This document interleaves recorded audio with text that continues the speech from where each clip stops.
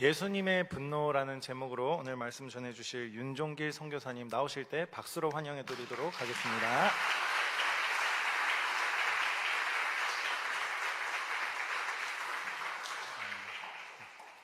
주 안에서 여러분들을 사랑하고 축복합니다.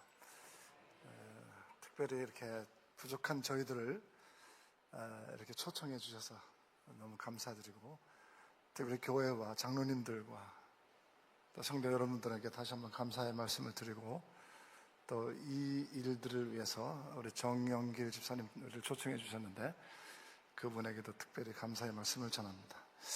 오늘 말씀을 나눌 제목은 예수님의 분노라는 제목으로 말씀을 나누겠습니다. 사실 예수님의 분노는 사실 예수님한테 어울리지 않는 제목이에요.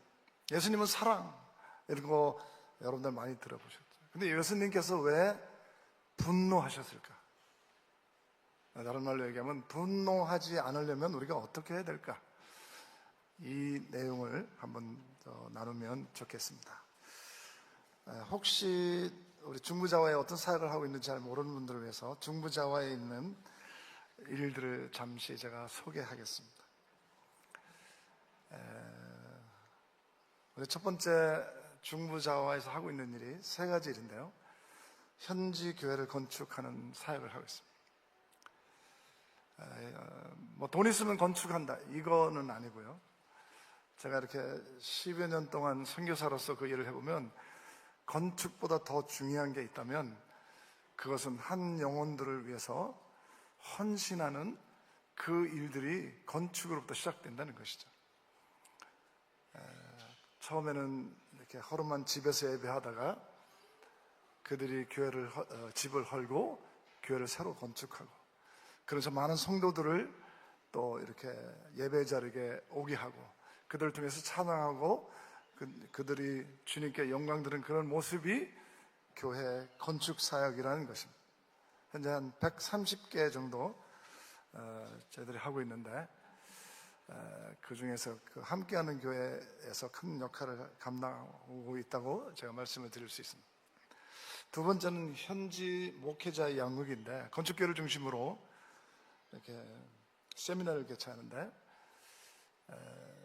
2달에 한 번씩 정도 한국에 있는 유명하신 목사님들을 모시고 건축한 교회를 중심으로 말씀을 나누고 양육하는 그런 일들을 저희들이 하고 있습니다. 세 번째는 이 장학 사역인데요, 제가 이렇게 보니까 인도네시아에서 선교 사역이 가장 열매를 맺는 부분이 이런 어떤 어린이들이 돌아오는 것입니다. 어린이들을 양육하면 그들이 쉽게 주님을 받아들이고 그들을 통해서 그들의 부모가 또 예수를 믿게 되는 그런 과정을 저희들이 보기 때문에 그 어린이들을 한 영혼을 살리는데 10,000원을 한 달에 주는데, 단순히 10,000원이 중요한 게 아니고 10,000원을 통해서 그들이 모이고 교회에 모여서 영어를 가르치고, 영어를 가르치는데 그냥 뭐 일반적인 영어를 가르치는 게 아니고 성경에 나오는 이야기들, 모세와 이런 다윗 이런 얘기들 영어로 통해서 말씀을 가르치고, 어느 순간에 보니까 영어 가르치는 게 아니고 그 일을 통해서 하나님 말씀을 증거하는 일이 되었어요. 그래서 부모들이 얼마 전에 영어 대회를 했는데 그들의 부모들이 간증하는 걸 보니까 이 부분에 굉장한 열매가 있다는 것을 알았습니다. 그래서 현재 저희들이 이런 사역을 지금 하고 있고요. 그 다음에 고아원 및 거리에서 이렇게 돈 얻고 다니는 그런 아이들을 또 모아가지고 그 교사들에게 양육하고 또 그들에게 밥을 나눠주는 그런 일들을 하고 있습니다. 오늘 말씀을 나눌 제목은 예수님의 분노라는 제목을 가지고 나누기를 원합니다. 좀 전에 봉독해 주신 마태복음 21장 12절에서 13절을 보면 예수께서 성전에 들어가서 성전 안에서 매매하는 모든 자를 내어 쫓으시며 돈 바꾸는 자들과 성가 앞에 비둘기 파는 자들의 의자를 둘러엎으시고 굉장히 화나셨죠.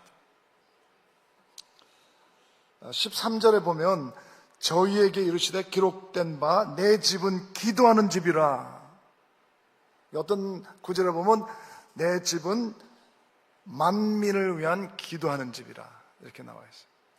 인도네시아 말로 스갈라 방사, 모든 민족을 위해서 기도하는 집이라. 그런데 일컬음을 받으리라 하였거늘 너희는 강도의 구려를 만드는도다. 왜 그렇게 화를 내셨을까? 왜 기도를 하지 않으면 강도의 구려를 만든다고 예수님께서 화를 내셨을까? 이 부분을 조금 더 자세히 한번 들여다보면 좋겠습니다. 요한복음 2장 15절에 보면 노끈으로 채찍을 만드사 양이나 소를 다 성전에서 내쫓으시고 돈 바꾸는 사람들의 돈을 쏟으시며 상을 엎으시고, 굉장히 화난 모습들이 여기에 나와 있는데, 과연 예수님께서 팔고 사고 파는 것 때문에 화가 나셨을까? 이런 질문을 한번 해보고 시작했으면 좋겠습니다. 예수님께서 죽으시기까지 십자가에 돌아가셨는데도 아무 말 하지도 않고 돌아가셨는데, 그 안에 주고 팔고 하는 것 때문에 그렇게 화를 내셨을까? 이런 질문을 한번 하고 우리가 조금 배경 설명을 하면 좋겠습니다. 성전 안에는 이렇게 세 파트가 있는데, 하나는 이방인의 뜰, 여러분들 공부하셨으면 이방인의 뜰, 그 다음에 성소, 이렇게 지성소, 이렇게 세 부분으로 나누어져 있는데, 그 팔고 사고 하는 그 일들을 이방인의 뜰에서 했다는 것입니다. 과연 이방인의 뜰은 어떤 곳인데 그들이 그 안에서 그런 일을 했을까? 이걸 한번 조금 들여다보면 좋겠습니다. 예루살렘 가까이 있는 교회나 그런 사람들은 예루살렘에 가서 소나 염소를 잡아가지고 성전에 드리는 것은 쉽습니다. 예를 들어서 이제 서울에 그 예루살렘 성이 있다면 부산에서 소나 염소를 가져가는 것은 쉽지가 않습니다. 한 400km 정도 가는 먼 길을 염소를 끌고 가면 아마 염소의 눈이 좀 이렇게 좀 병들어 보이고 다리가 아마 쩔룩거리고 했을 겁니다. 그런 짐승을 가지고 짐승을 가지고 성전에 하나님께 드릴 수가 없었어. 그런데 조금 그 안에 들여다보면 성전 안에서 하는 화폐 단위와 성전 밖에서 화폐 단위가 달랐어. 예를 들어서 부산에서 가면 성전 밖에서 쓰는 돈이 데나리온, 랩돈 뭐 이런 거 가지고 갔어요. 근데 성전 안에는 로마에서 가이사의 얼굴이 그려져 있는 그 화폐를 사용했어요. 그러니까 거기 가서 무조건 바꿔야 돼. 그 안에 가서 짐승을 사기 위해서는 그 돈을 바꿔야 그 일들이 가능했어요. 근데 나라에서 그렇게 지정해 줬는데 그걸 바꿨다고 예수님께서 그렇게 화를 내셨을까? 이렇게 질문을 해보고 가는 거예요. 부산에서 뭐 짐승을 끌고 갔는데 눈이 다 돌아갔어요.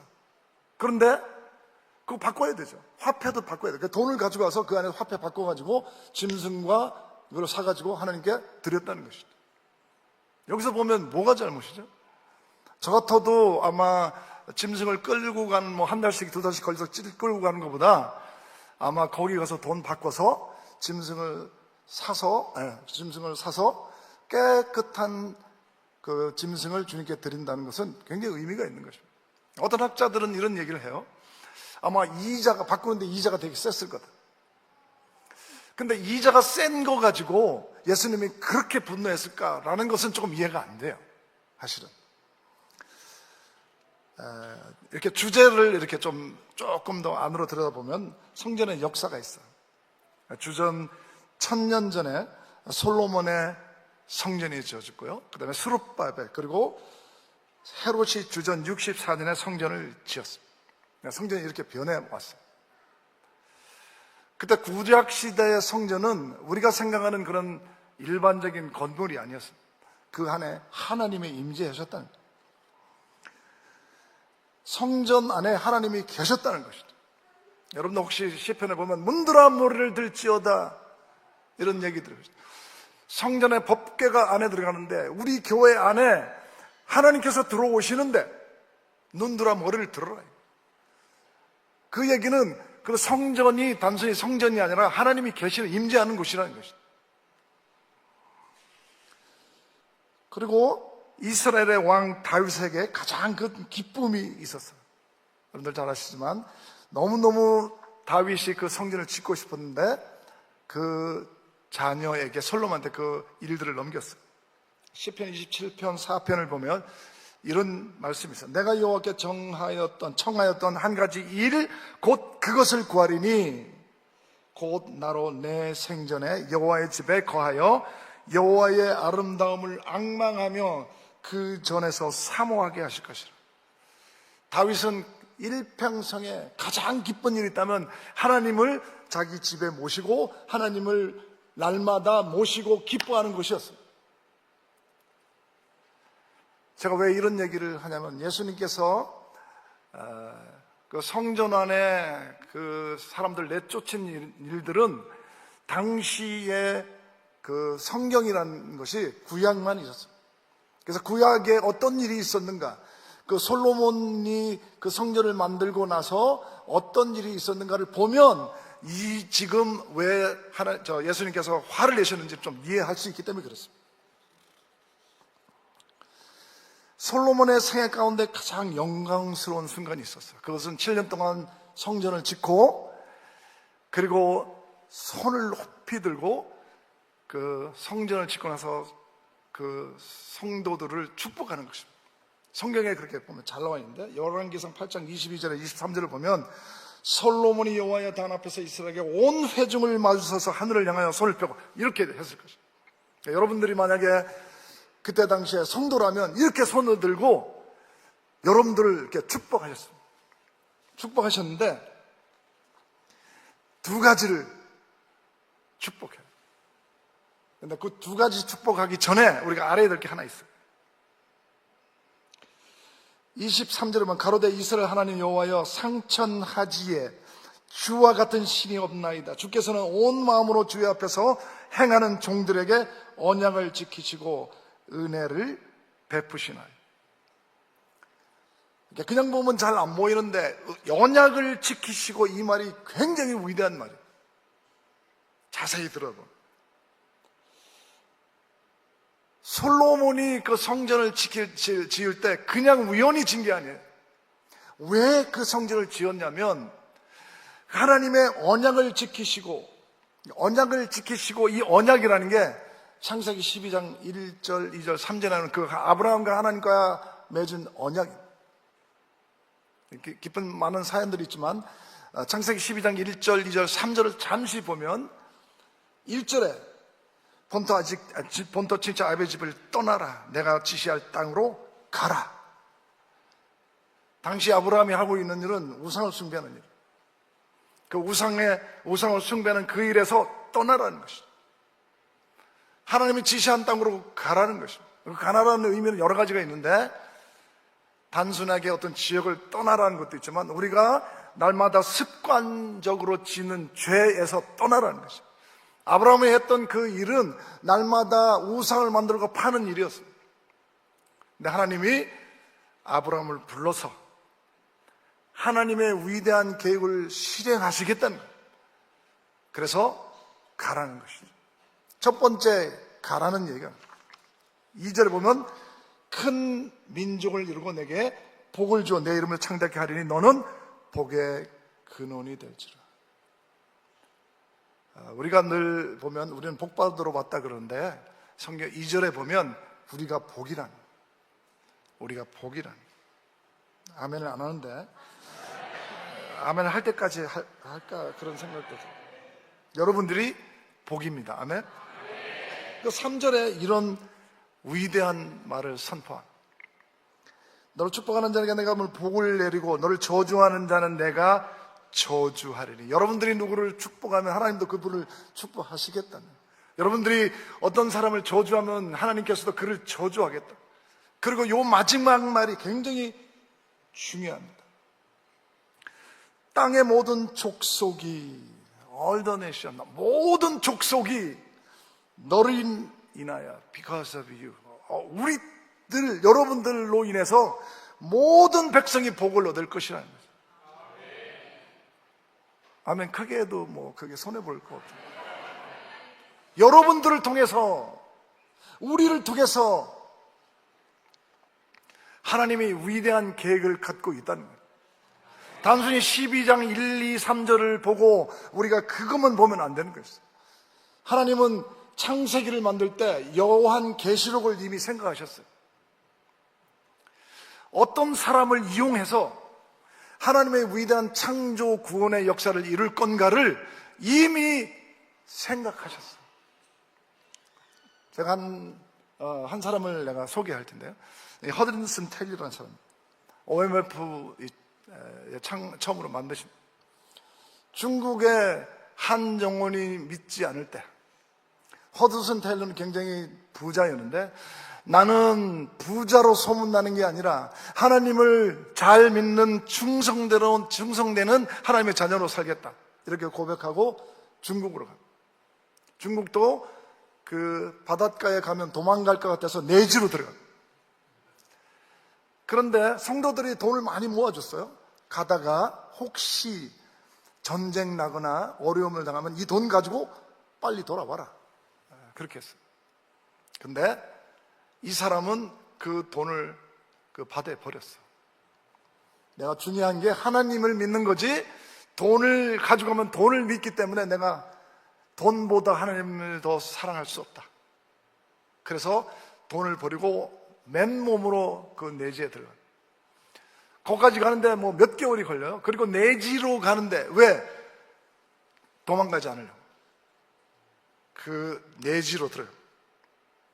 그래서 거기서 아내가 죽고 자녀들이 다 죽었어. 우리 같으면 여기까지다, 가자, 집에 가자, 우리 애들도 있는데, 애들도 다 죽었는데 왜 가노? 뭐 이렇게 했을지도 몰라. 근데 이 사람은 신문에 냈어요. 신문에 크게 내가지고, 여러분, 중국에 아무도 믿지 않는 사람들이 있는데 우리 새벽을 끼우며 일어납시다. 젊은이여 일어납시다. 우리가 거기 가서 복음을 전해야 되지 않겠습니까? 라고 신문에 냈어요.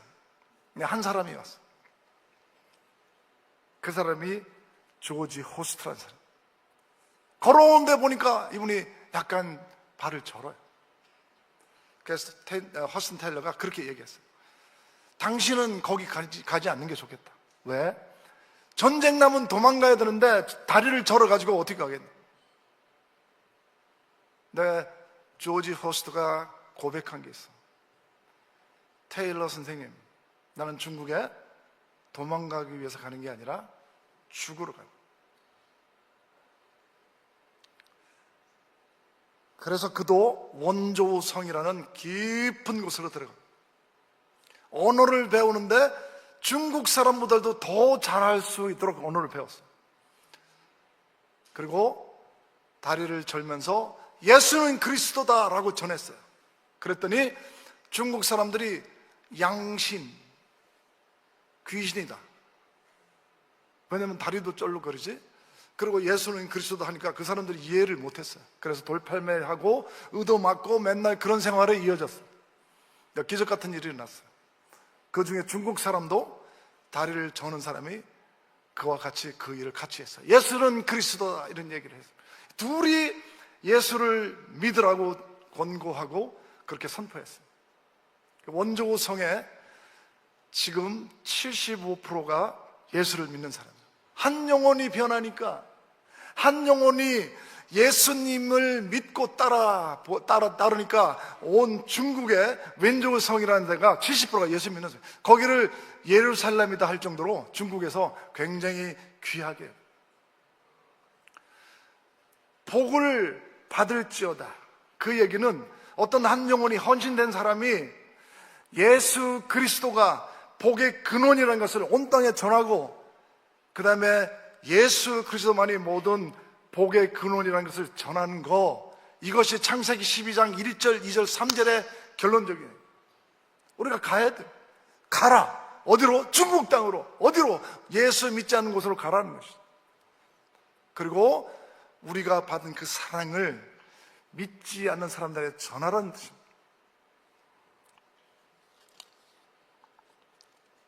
그냥 보통 사람들은 말하는 복은 건강이고 물질이고 높은 지위의 축복이 일반적으로. 그러나 큰 복은 무엇입니까? 바로 하나님의 임재. 우리 안에 하나님이 계시는 것보다 더 복될 수는 없다는 것입니다. 그리고 7년 동안 성전을 짓고 그가 손을 들어서 하나님의 말씀을 선포하고 축복합니다.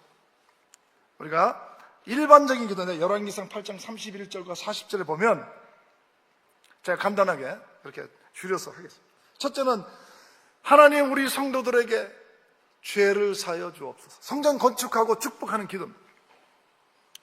그리고 하나님 우리에게 선한 길을 가르쳐 주옵소서. 지금 8장 32절 40절을 줄여서 얘기합니다. 셋째는 하나님 우리에게 비를 내려 주옵소서. 왜냐하면 그때 당시에 비는 굉장히 중요한 일이기 때문에 그렇습니다. 그리고 37절에 보면 하나님 기근이 올 때, 재앙이 닥칠 때, 전염병이나 어떤 질병이 일어날 때 우리를 보호해 주옵소서.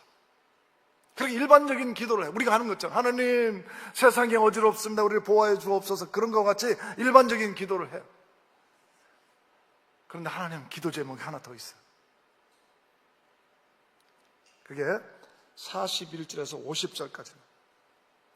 41절을 제가 읽어요. 또 주의 백성 이스라엘에 속하지 않은 자 곧 주의 이름을 위하여 먼 지방에서 온 이방인이라도, 예수를 믿지 않는 사람이라도 하나님 교회에 오면 그들에게 죄를 용서해 주시고 그들에게 성도들과 똑같이 복을 주시고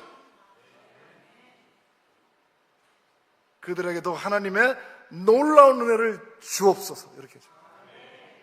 근데 하나님이 너무 기뻐하세요. 그 제목으로. 이 얘기는 단순하게 복을 받았다 이 얘기가 아닙니다.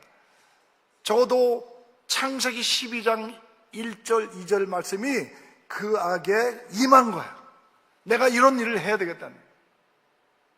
그리고 이방인에게 축복 기도를 엄청나게 합니다.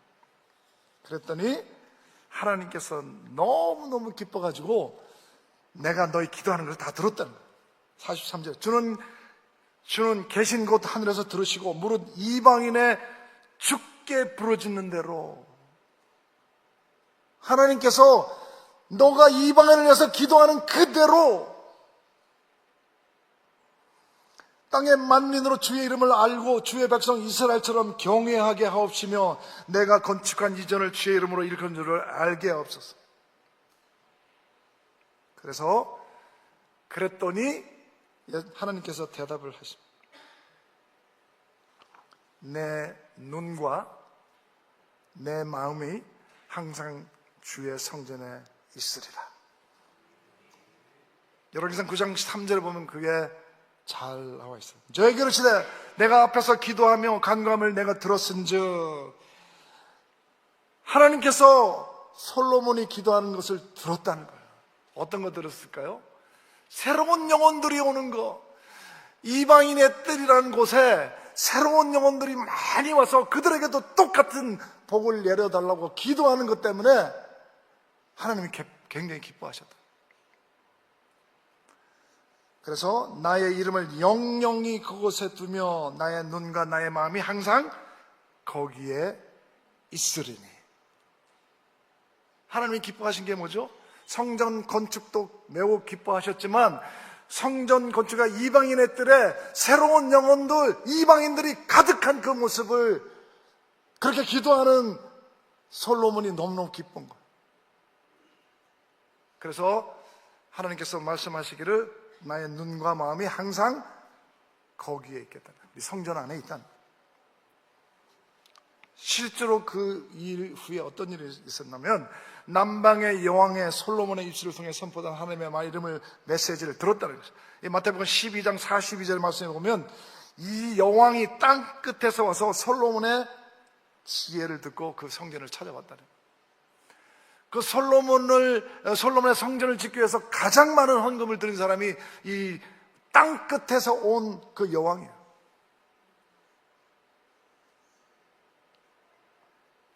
그리고 열왕기상 10장 9절 당신은 하나님 여호와를 송축할지로다. 여호와께서 당신을 기뻐하사 하나님이 너무너무 기뻐하셨다는 거예요.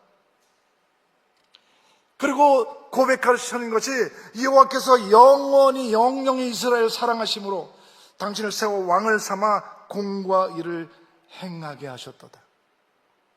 솔로몬을 통해서 적어도 공과 의를 행하게 하셨다는 거예요. 뭐 때문에요?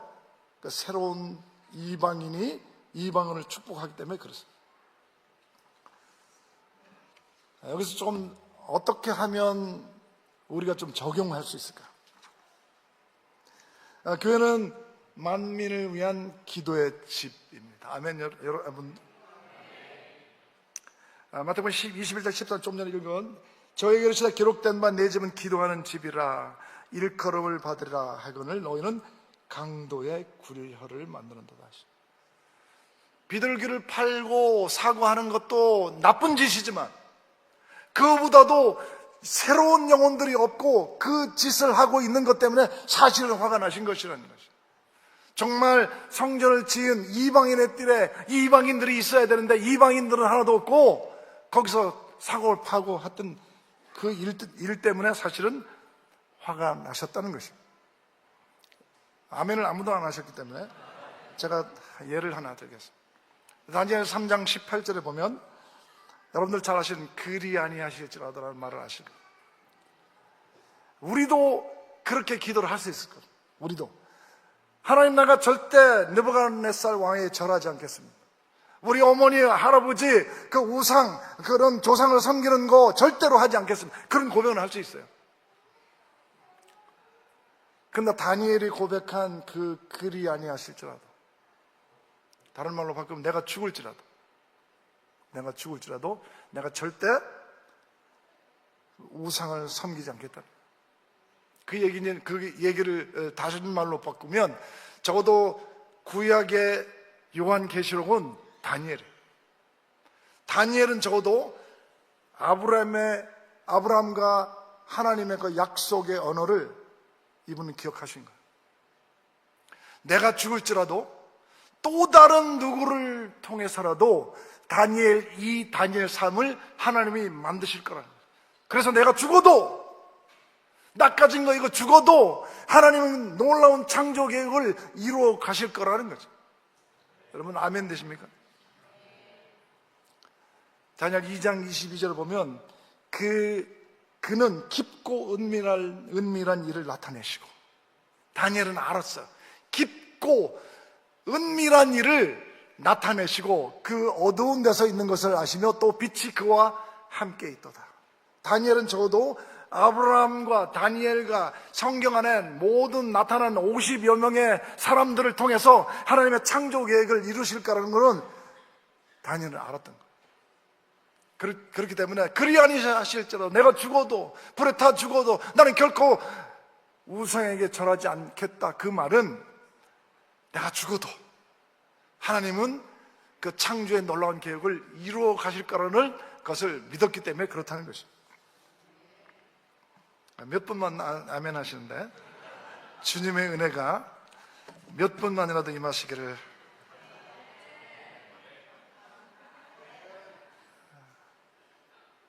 여러분 우리가 하나님의 성전이라는 거 아시죠? 이렇게 건물이 성전이 시대는 지났습니다. 고린도서 3장 16절 17절에 보면 너희가 하나님의 성전인 것과 하나님의 성령이 너희 안에 거하시는 것을 알지 못하는, 누구든지 하나님의 성전을 더럽히면 하나님이 그 사람을 멸하시리라. 하나님의 성전은 거룩하니 너희도 그러하니라. 아멘. 여러분, 제가 하나 간증을 하고 마치겠습니다. 중부 자와에 가면 클라텐 지역이라고 있습니다. 그 지역에 6년 전인가 7년 전에 한 목사님들이 여러분 지금 오신 분들처럼 이렇게 왔어요. 교회를 방문하고 양화진도 보고, 그 다음에 교회마다 보고, 그 다음에 기도원을 봤어요. 여기 서울의 어떤 기도를, 이름이 물이라는 청년인데 이분은 그 현장을 돌아보고 자기가 결심한 게 있어요. 그거는 우리 인도네시아가 발전하지 않는 그 이유 중에 하나는 기도를 안 해서 그렇다, 이렇게 생각. 그래서 기도원을 만들어야 되겠다, 그렇게 생각. 다 많은 사람들이 오고 하는데 그분만이 그런 영감을 받은 거예요. 한국이 이렇게 발전하는 거 보면 분명히 그 기도하는 소리를 끊이지 않기 때문에 그렇다는 것을 이 사람이 느낀 거예요. 그래가지고 마태복음 13장 44절에 나오는 그는 모든 것을 팔아, 자기 재산을 다 팔았어. 그는 판다는 것은 쉬운 일은 아니에요. 그런데 하나님의 나라, 어떤 농부가 일을 하다가 그 땅 속에 감추어진 보물을 발견한 거예요. 그 보물이 하나님의 나라야. 하나님의 나라를 발견한 사람은 자기가 가지고 있는 모든 것을 팔아 그 하나님의 나라에 대해서 자기가 소유하고 싶은 거예요. 적어도 이 사람은 모든 것을 팔아 그 땅을 사고 거기다가 건축을 하게 됐어요. 물론 정영길 집사님이 도와주셨지만 한 차례, 두 차례, 세 차례를 도와줬어요. 단순히 그 땅을 사서 성전을 건축했다, 기도원을 만들었다, 그게 아니고 그 기도원이 끊어지지 않는다는 거예요. 기도원의 기도 소리가 아침마다 가보면 아침마다 기도 찬송이 들리고 저녁마다 예배 찬송이 끊어지지 않는다는 거예요.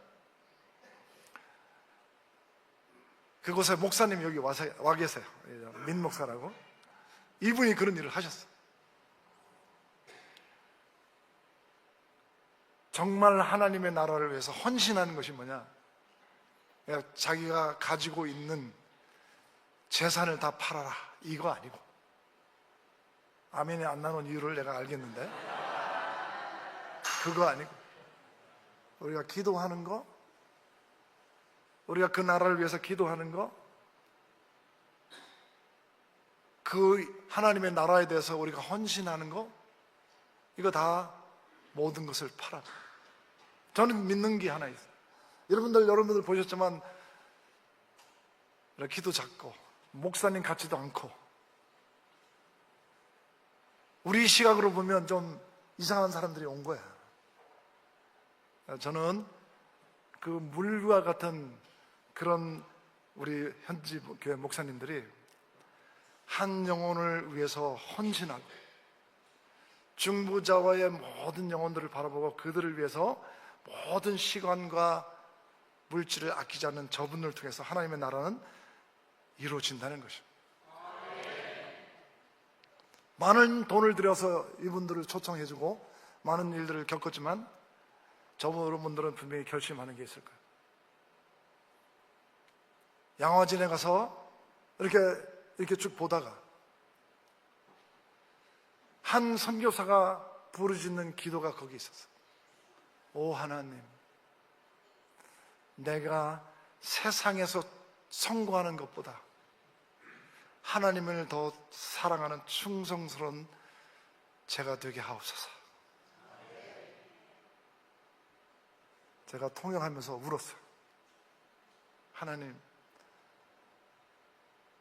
저도 그런 하나님의 도구로 사용해 주옵소서. 저도 그렇게 기도했는데, 그 한 사람이 마음을 바꾸고 거기다 기도원을 졌더니 그 지역이 변하기 시작합니다. 끊임없이 그런 일들이 이루어지고 있다는 것입니다. 단순히 130개 교회가 중요하다고 얘기한 건 아닙니다. 한 영혼을 위해서 언뜻 이렇게 돌아봤지만 저들의 가슴 속에 뜨거움이 있다는 것입니다. 나도 돌아가서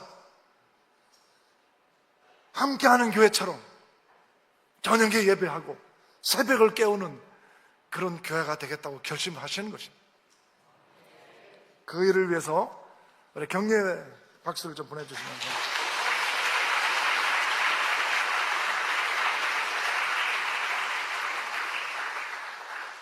(1분) 안에 마치겠습니다.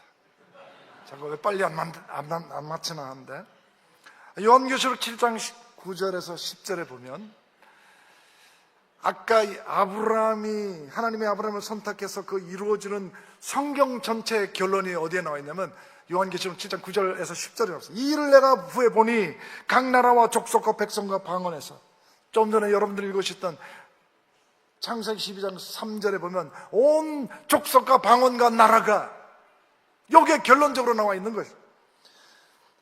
모든 나라와 족속과 백성과 방언에서 아무라도 생이 셀 수 없는 큰 무리가 흰옷을 입고 손에 종려는 나무를 가지고 보좌 앞에 어린 양 앞에 서서 마지막으로 고백하는 거, 큰 소리로 외쳐 가로되 구원하심이 보좌에 앉으신 우리 하나님과 어린 양이 있도다. 여러분들 섬겼던 현지인들, 여러분들 섬겼던 현지를 통해서 많은 영혼들을 구원하는 그 영혼들이 이때 있다는 거예요. 이때 마지막 때 도저히 헤아릴 수 없는 많은 영혼들이 그렇게 고백하는 게 있어요. 함께하는 교회 때문에 내가 예수를 믿게 됐다. 함께하는 교회 때문에 내가 한 교회를 설립하고 많은 영혼들을 구원을 받았다. 그런 고백의 소리가 여기 있다는 것입니다. 이 천국 복음이, 마태복음 24장 14절, 이 천국 복음이 모든 민족에게 증거되기 위하여 온 세상에 전파되리니 이제야 끝이 오리라. 우리 기도하겠습니다. 하나님, 예수님께서 분노한 이유는 비둘기를 팔고 사는 그것보다 한 영혼이 하나님 앞에서 매우 중요하다는 것을 이 땅에 우리한테 가르쳐 주는 줄 믿습니다. 우리 함께하는 교회가 그 일에 참여하게 하여 주옵소서. 함께하는 교회가 복받는 교회 되게 하여 주옵소서. 많은 일들을 감당할 수 있는 큰 교회가 되게 하여 주옵소서. 예수 그리스도의 이름으로 기도드립니다. 아멘.